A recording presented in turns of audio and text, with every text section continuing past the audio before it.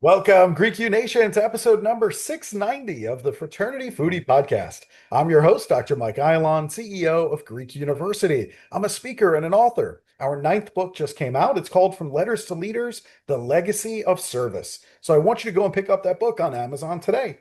We call these episodes the Fraternity Foodie Podcast because there is nothing like great food to bring college students together. Fun fact, back in 2013, I received training at the Sexual Assault Center in Nashville, Tennessee, and the training was on neurophysiology, clinical work, responding to disclosures, and recognizing the signs and symptoms of sexual abuse.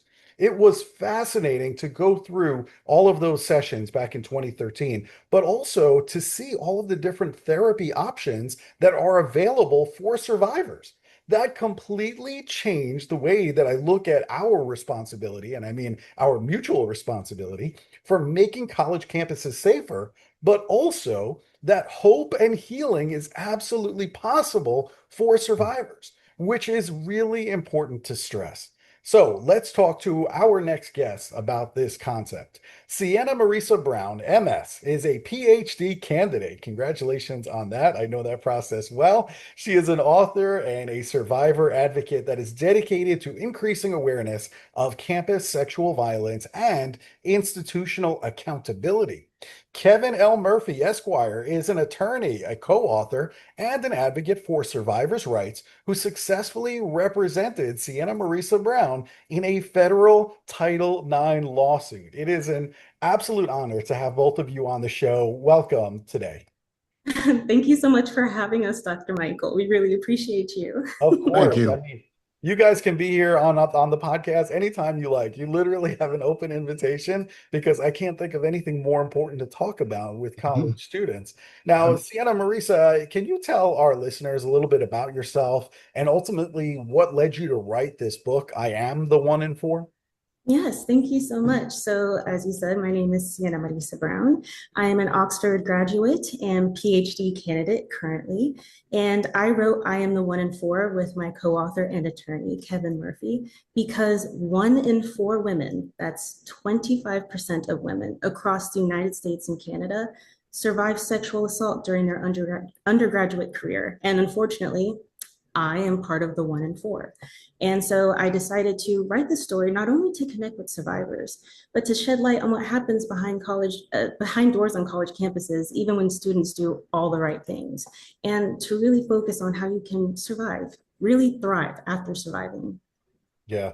Well, I'm so glad to have you on the show here today to talk about your book and to make sure that your story gets out. I can't think of anything that's more important, especially in today's environment as we're looking at the Epstein case and various other things that's happening in the Mhm. news. I just think, we can't put enough light on this. I think it's so critical. Now, Kevin, you practiced law for many, many years. I'm trying to understand what made this particular case so important that you wanted to help tell the story in a book. When I met Sienna Marisa and her parents, I found out something that nearly knocked me off the chair. At the Title IX hearing at the university, she wasn't represented. She represented herself.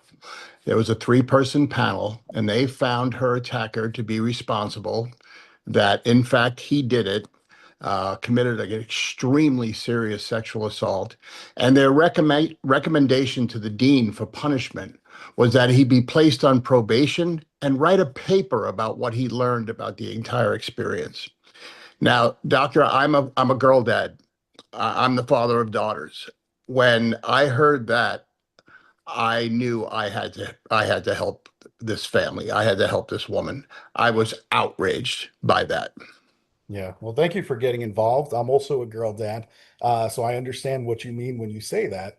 And we need judges to actually enforce the law too. I mean, Mhm. it's such a frustration of mine, not just when we're talking about sexual assault, but also when we're talking about hazing cases. Like, where are the judges to enforce the law? The law is the law. Like, where are you? I don't. We need them as partners in order to have accountability, so that way other people don't do the same crimes. I mean, it's so basic, but we need Hmm. them as partners, and sometimes they're just a no-show for lack of a better word. I'm wondering, as you think about all of the incoming freshmen that are about to hit college campuses in the next month, right? We know that this is a critical time. Many times in the industry, we call that the red zone. It's just a Right. critical time when students are trying to find their place on a college campus, which leaves them vulnerable, right? Because they don't want to upset anybody and they want Hmm. to just kind of go with the flow. And a lot of these incoming freshmen, I have to tell you, they believe that sexual assault won't happen to me. That's what they believe in their head when they're heading to this particular campus. But we know the 1 in 4 number. So you're talking about 25% of these students. So, what misconceptions do students have about sexual assault on college campuses? I think a major misconception is that it only happens in a party atmosphere, so that there has to be drugs and there has to be alcohol and a bit of chaos and distraction for that type of thing to happen. And I think another misconception is that it's somebody that you don't know. It could be a friend, it could be an acquaintance, or somebody that you feel relatively comfortable with. So yeah, it doesn't have to happen at a party. It could be walking to from your dorm or the library. So yeah. Yeah, I totally agree with that. I think there is that misconception that it's like somebody who jumps out from like behind a bush or something like that. Most of the time, it's somebody you already know. Right. I think that is a really key for people to understand. I think that the fraternity and sorority community overall, I mean, these are really amazing people. I mean, sure, are there predators sometimes in communities of the best, doctors, lawyers? Of course, there are people like that, but overall, I would say that this is a very well-meaning group that have really, really strong values. They want to do the right thing, and they're hosting social events. I mean, we know that that happens on college campuses. So, what advice would you give to these student leaders who genuinely want to create safer environments for everybody on a college campus? I mean, Well, go oh, ahead, Sienna. thank you. You can definitely jump in, Kevin, whenever. But what I was going to say is active bystander intervention. Right. At some universities, sororities and fraternities are actually mandated to go through that training, which is really great, which means they have more skills and a better understanding of when to jump in and when to support their peers. But I would say supporting your peers makes it not only safe for you and your friends, but it makes your campus safer overall. Kevin? When I was in a fraternity, way back when Noah built a boat, uh, we put all the names in a hat when we were going to have a party with a sorority. Every one of us went into a hat, and two were picked out, and those two needed to remain sober and not drink, and make certain that the rest of their fraternity brothers were not going to do anything that they were going to regret. And I thought that was really, really a smart thing to do. And that's one of the ideas that we had way back when. Yeah, Kevin, what fraternity were you in? Because that's a great idea. I was a Phi Delta. Fantastic. Phi Delta Theta is an incredible fraternity. And they've also eliminated alcohol now Mhm. in their houses. So they've taken some really great steps in order to make the fraternity experience a safer one. So I can't say Mhm. enough good things about Phi Delta. I want to give them credit. And Kevin's absolutely right. It's very easy for us to set up sober monitors so that way they can watch for things that don't look right or don't Mhm. feel right. And I'd say the right ratio is probably one sober monitor for every 10 people at your event. Right. If you Mhm. do that, and they're easily identifiable, right? They have like a neon orange shirt or something like that, that I can pick them out of the crowd. Mhm. I think that's really important. So that way, all of the party goers can then say, hey, I got a problem over here. It could Right. be fighting, it could be anything. We can easily alert them. So I absolutely agree with that. And I know that the sororities also have that in place as well to look after Mhm. their sisters. So I think Yep. having both of those on both sides of the fence, I think is really, really smart. Mhm. Now, when I start to think about this, Sienna Marisa, and what happened to you, I think one of the most eye-opening parts of your story is the difference between what students assume happens after the report is made and what actually happens after a report is made. Can you explain that gap? Yeah, I would say that students need to understand that when you go through the Title IX process, the university operates separately from the local police and even sometimes the campus police. So like clear communication between entities like the Dean of Students office and like university housing, for example, may not exist on your campus. So gaps like that are different everywhere. And to get a really kind of grasp on that is having a good understanding of your student handbook and the resources on your campus. Nice. Very, very good. Well done. Now, I think right now, as I talk to students, and I've, been working with college campuses on sexual assault prevention for many, many years. I think a lot of survivors and even students in general, they just lose trust in this investigative process. I just wanted to be honest with you on what the students are feeling. So, what improvements would you like the college campuses to make? I think Well, from what we learned in the federal lawsuit, is the investigators were not properly trained. Um, People who were selected as Title IX officers, went to a seminar in Louisville for a couple of hours. There's much more of a need for training for on-campus investigators, the administrators, to know what to ask, how to ask, to understand that there are many witnesses that are important. They decide who's going to testify and who's not going to testify, and that can be troublesome because the woman might have a good friend who she confided in immediately after, and if the investigator won't call that woman in the hearing, what kind of fairness is that? So these are all the questions, things that we've raised in the book that parents should be asking when they go on college campuses with their high school juniors and seniors.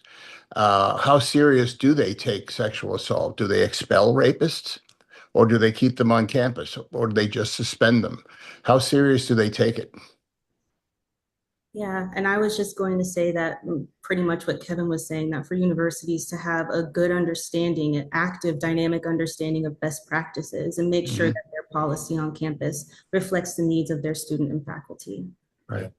Listen, I can get the training for you. We have attorneys that are Title IX folks by day that can help with those trainings. So if you need training, please say something and let us know, and we'll get that training over to you. Mhm. Yeah, and I see so much crossover too in terms of sexual assault and hazing too. I mean, there's so many like hazing cases that I know of where students are convicted of hazing on their college campus, but yet they're still walking around campus. And I'm like, what is going on here? I don't Mhm. understand why this student is still here. He was found guilty, and you remove the fraternity from campus. So those letters, Phi Delta is no longer here, but the student is still walking around. Right. Like, Right. what are we doing, guys? Like, E- what are we doing? Hello, like, Exactly. total disconnect, total disconnect. And in our situation, the dean of students not only kept him on campus, even though he was found responsible, but the campus police didn't know him, didn't know what he did. The faculty didn't know what he did. The students weren't aware that they had him in their classes until Sienna carried a mattress around campus and organized a protest. And the faculty was stunned to learn that they had in their classroom somebody that was convicted of extremely serious sexual violence. Yeah. I mean, SiennaMarísa, do you want to talk about that mattress incident? I mean, what was what did made you want to do that? Talk about your mindset at that time. Yeah, well, it was a lot of things, but I received a lot of support from my friends, Mhm. and they were pretty much going through what I was going through, experiencing. In my case, it was called sanctions. So the student who attacked me received sanctions, and those sanctions were not upheld. And I had hit my limit, and I was supported, and I decided one day without my friends to carry a mattress on my back to one of my psychology courses all the way on the other side of campus on a really, really hot day. Because that really did represent the weight that I was carrying in tradition of the other strong survivor who did that before me, Emma Solkowitz. And then my friends saw that. The campus police were, informed of that, and it turned into a protest. And the next time that I carried a mattress on my back, I had a whole group of students behind me, and it was really powerful. Yeah. What a powerful story. I mean, unbelievable. Mhm. You know, I look at you today, SiennaMarísa, and you seem to be in a better place today. And so I'm just wondering, what role did counseling and these supportive relationships that you talk about with your friends, or even your purpose here, what role did that play in your healing journey today? Yeah, it played a major role. Personally, in my journey, I didn't consider counseling, and I didn't really have the resources to be able to engage in that until the federal court process. So my journey was a little bit different because counseling for me was initially associated with, legal proceedings. But after everything concluded, it was really great. I had Kevin's support and the support of my friends and family. And when I continued my education at Oxford, I was able to engage in counseling in a different way. And that therapeutic rapport was able to happen. And healing has no time frame. And it's been really, really great to continue in that process to this point. Wow, that's just amazing. It makes me really happy to hear that. You know, one of the things that I wondered too is, in one of my classes that I took as an adult, I took an ethics class. And in this ethics class, the professor wanted to talk about the intersection of ethics and your job. And boy, oh boy, when he gave me that assignment, it was like it all just like came out of me, like through my pores. I mean, I wrote that in one sitting. I closed the door, wrote it in one sitting, and it was like so healing and freeing for me to put that down on paper. So I'm just wondering, I mean, you obviously continue your education at Oxford, you're pursuing this PhD in clinical psychology. How did your education become part of your healing process?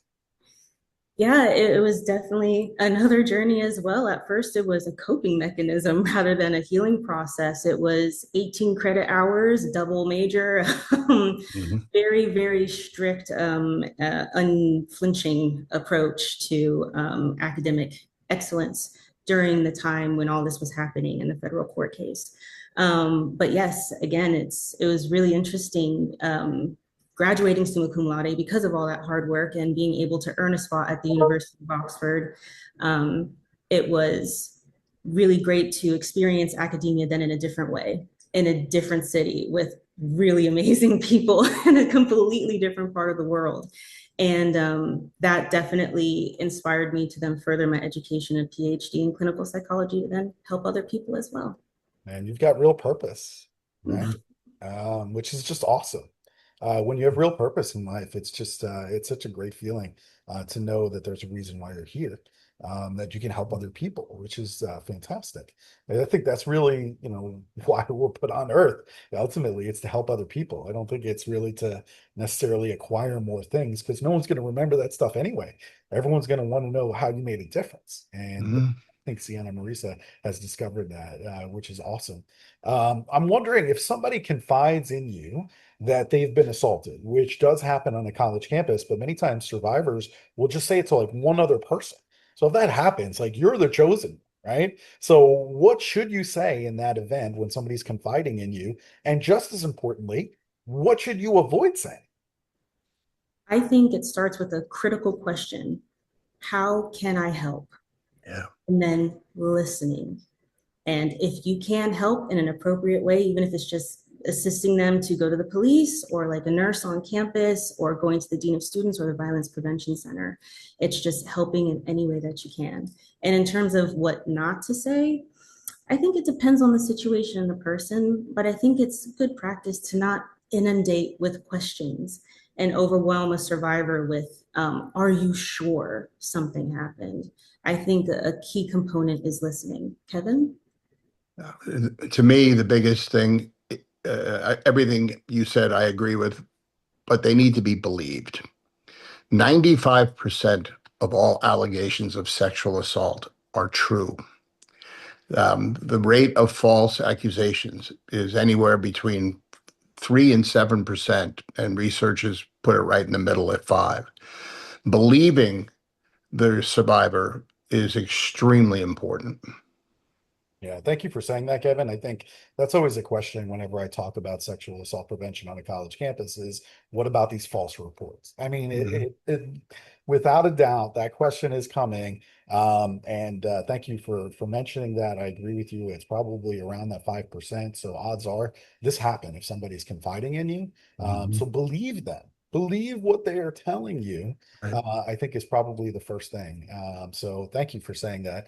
I think the other piece too is that when I talk to college students, many of them are just afraid to come forward. They're afraid that their fraternity is going to get into trouble and they're going to get kicked off campus. And so many times these events, whether it be sexual assault or hazing, they just don't get reported.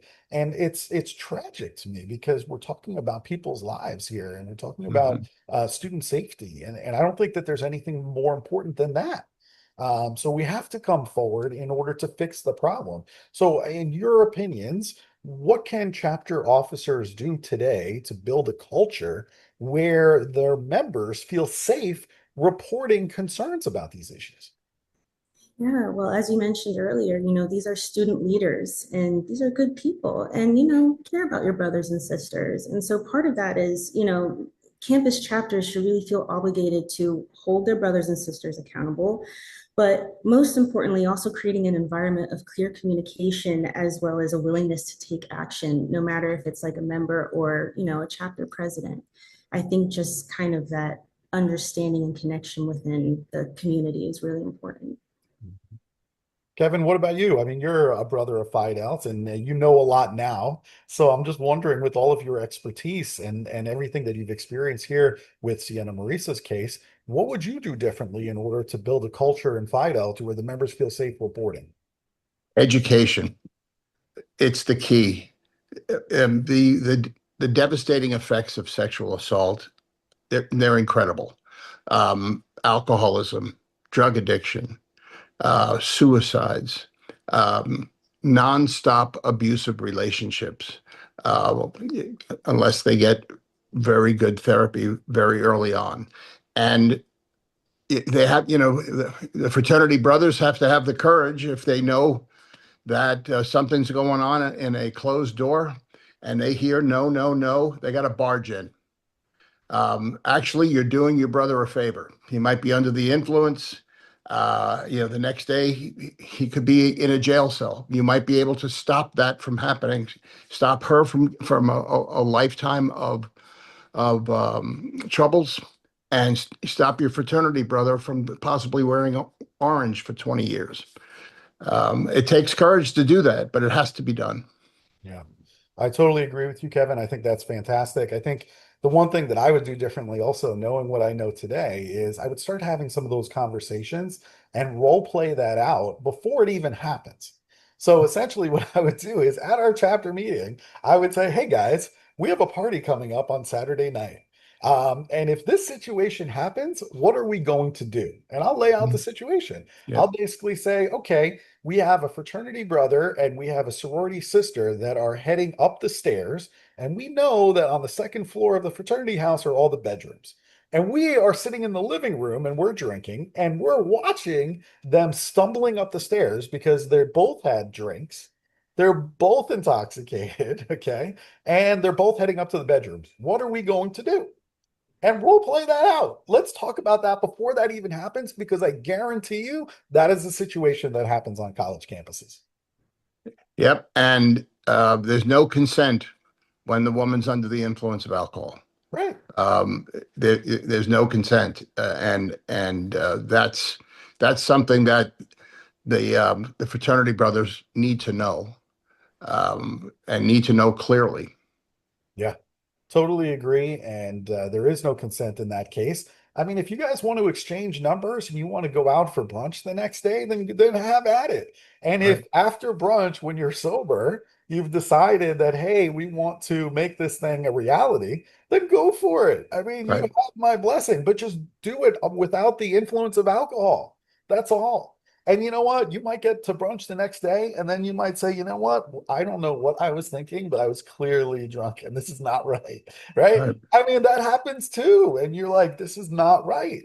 But you can't do that when you're clouded under alcohol or drugs or anything like that. So it's really important that you take that step. And you know what, guys, if you take her out for brunch the next day, boy, is she really going to appreciate that. I'm just throwing that out there too. Okay, that you actually want to see her the next day and you want to take her out for brunch. She's going to think that's amazing. I'm just telling you, just from experience, she's going to love that. So do that without alcohol, please, please, please. All right, this has been really, really a great interview. SiennaMarísa, what do you hope that the readers will do differently after finishing your book, I Am the One in Four? Well, I mean, the key of my story is that no one really listened to me before Kevin did. And I had to create a lot of change on campus myself. So the main thing is to, listen to survivors, believe survivors, and support survivors, and keep your campus safe in the process. Well said. Kevin, is there anything that you hope that the readers are going to take away from the book?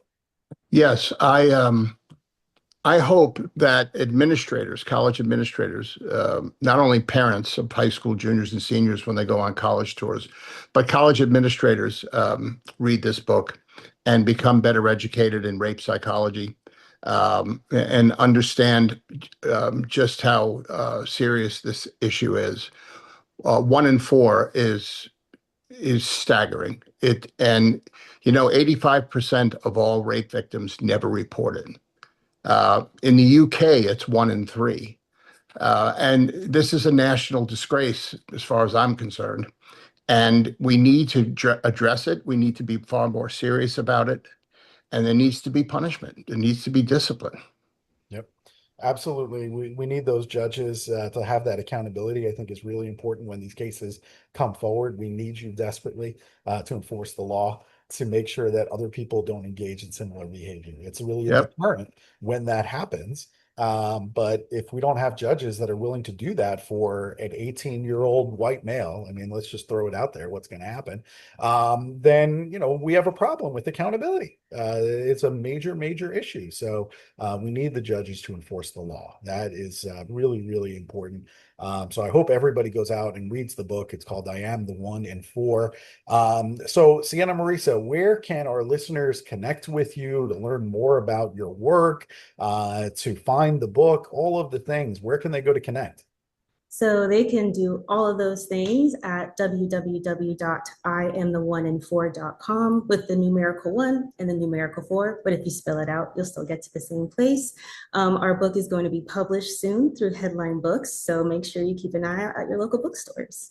Right. It's fantastic. And if somebody wants to order the book, they can simply send us an email on the website and say, when the book comes out, I would like to have a copy, and we can get in touch with you.